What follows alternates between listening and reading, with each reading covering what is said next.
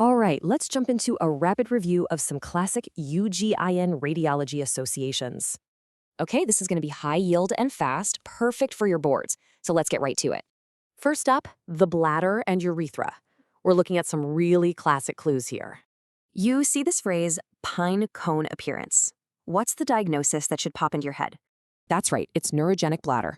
The key is putting those two findings together. Okay, bladder cancer. Each of these, schisto, long-term catheters, urachus, gives you a different type of cancer. With urethral cancer, it's all about location, location, location. Each spot has its own specific histology. For strictures, it's simple. The length tells you the story. Long is infection, short is trauma. All right, let's move up to the kidneys. This is where we get a ton of diagnostic signals. You see gas in the kidney or sloughed papillae? Man, you have to think diabetes first.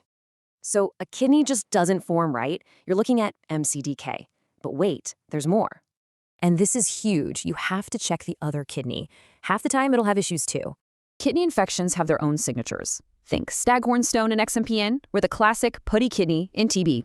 When you see a renal mass, the patient's history is everything. Like sickle cell trait, that screams medullary RCC.